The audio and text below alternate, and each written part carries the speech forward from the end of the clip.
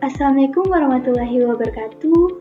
Shalom, Om Swastiastu, Nama Budaya, Salam Kebajikan. Halo semuanya. Pada kesempatan ini, kami dari kelompok H akan memaparkan materi dengan judul Program Revitalisasi Pendidikan Vokasi. Presentasi kali ini akan disampaikan oleh anggota kelompok kami, yaitu saya sendiri, Laurenciana Patomola dengan NIM 250209500045 sebagai pemateri kedua. Perkenalkan, saya Muhammad Rian Farezi dari kelompok H dengan NIM 250209501027. Saya akan berperan sebagai pemateri pertama. Perkenalkan semuanya, nama saya Indra Perdana Mustalif dengan NIM 25020950134. Di sini saya sebagai pemateri ketiga yang akan membawakan materi tentang manfaat program revitalisasi dan juga kesimpulan dari materi program revitalisasi ini. Sekian perkenalan diri saya. Terima kasih. Pada kesempatan kali ini, kami akan membawakan sebuah presentasi dengan judul Program Revitalisasi Pendidikan Vokasi. Kita next, di sini ada foto dari anggota kelompok H yang tampan-tampan dan cantik yang sudah memperkenalkan diri di awal video tadi. Oke, next kita masuk ke latar belakang. Ya.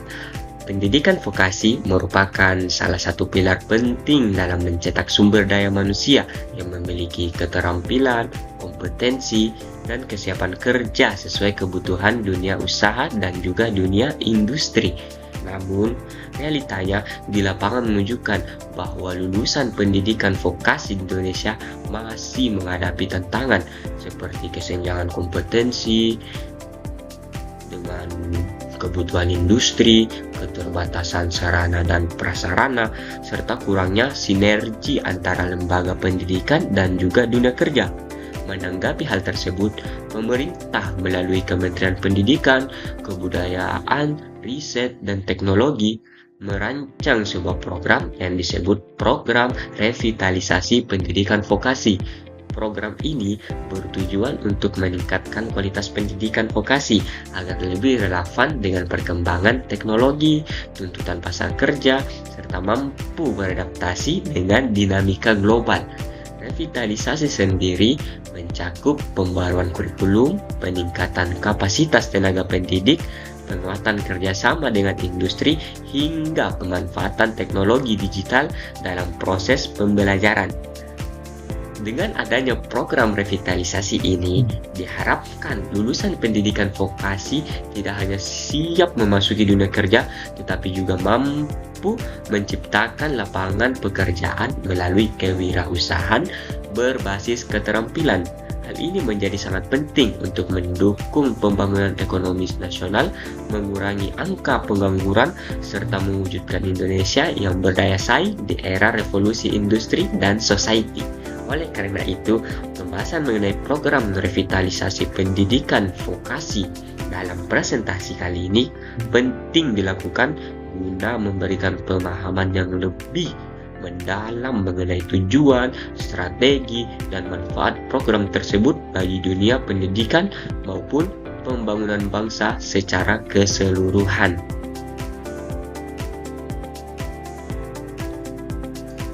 Oke, next kita ke slide berikutnya, yaitu tujuan penulisan. Yap, di sini ada 3 tujuan. Yang pertama itu menjelaskan pengertian program revitalisasi. Yang kedua itu menguraikan strategi pelaksanaan dan program revitalisasi. Dan yang terakhir adalah menjelaskan manfaat program bagi berbagai pihak.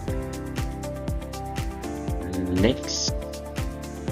Oke, next di sini kita akan masuk di pembahasan pertama, yaitu pengertian dari program revitalisasi pendidikan vokasi. Program revitalisasi pendidikan vokasi merupakan kebijakan pemerintahan yang bertujuan untuk meningkatkan mutu, relevansi, dan daya saing pendidikan vokasi agar sesuai dengan kebutuhan dunia kerja dan perkembangan teknologi. Pendidikan vokasi tidak hanya dipandang sebagai jalur pendidikan alternatif, melainkan sebagai salah satu instrumen penting dalam menyiapkan sumber daya manusia yang memiliki keterampilan teknis, berpikir kritis, serta mampu beradaptasi dengan perubahan zaman. Revitalisasi ini dilakukan melalui berbagai strategi utama. Pertama, adanya penyelarasan kurikulum dengan standar industri yang memastikan materi pembelajaran relevan dengan kebutuhan pasar. Kedua itu peningkatan kualitas tenaga pendidik agar mereka mampu memberikan pengajaran yang mutakhir dan praktis. Terakhir itu penguatan kerjasama antara lembaga pendidikan vokasi dengan dunia usaha dan dunia industri untuk menciptakan ekosistem pembelajaran yang terintegrasi. Dengan implementasi program ini, diharapkan lulusan pendidikan vokasi tidak hanya menjadi lulusan yang dapat mencari kerja, tetapi juga mampu menjadi inovator dan pencipta lapangan kerja baru. Ini mencerminkan pergeseran paradigma di mana pendidikan vokasi tidak lagi dianggap sebagai jalur pendidikan sekunder, melainkan sebagai instrumen vital dalam membentuk SDM atau sumber daya manusia yang kompeten dan berdaya saing global. Revitalisasi ini menjadi pilar penting dalam mewujudkan visi pembangunan nasional yang berkelanjutan melalui peningkatan kualitas SDM. Ya, sekian yang bisa saya sampaikan sebagai pemateri pertama, dan presentasi ini akan dilanjutkan ke pemateri kedua. Kurang lebih mohon dimaafkan. Assalamualaikum warahmatullahi wabarakatuh. Oke, baik, kita masuk pada strategi pelaksanaan program. Jadi, terdapat 6 poin-poin penting dari strategi pelaksanaan program. Yang pertama, saya dapat simpulkan pembaruan kurikulum berbasis industri. Jadi, kurikulum dirancang sesuai kebutuhan dunia kerja dan perkembangan teknologi terbaru. Artinya, materi pembelajaran tidak hanya teori, tetapi juga praktik nyata yang relevan dengan industri sehingga lulusan siap kerja. Terus yang kedua, peningkatan kapasitas guru dan instruktur. Guru dan instruktur diberikan pelatihan, sertifikasi, serta pengalaman langsung di industri agar mampu mengajarkan keterampilan yang sesuai dengan standar kerja. Kita lanjut yang ketiga, yaitu kerjasama dengan dunia usaha dan dunia industri. Sekolah vokasi menjalin kemitraan dengan perusahaan, pabrik, atau instansi terkait untuk menyelaraskan kompetensi lulusan dengan kebutuhan tenaga kerja. Terus yang keempat, teaching victory, magang praktik kerja. Siswa diberi pengalaman nyata melalui pabrik mini atau teaching victory, kegiatan magang atau praktik kerja industri sehingga mereka terbiasa dengan suasana kerja profesional. Yang kelima, pemanfaatan teknologi digital dan revolusi industri 4.0. Pembelajaran dan praktik menggunakan teknologi terbaru seperti otomatisasi, Internet of Things atau IoT, Big Data, dan kecerdasan buatan agar lulusan tidak tertinggal di era digital. Terus yang terakhir, penguatan kewirausahaan lulusan.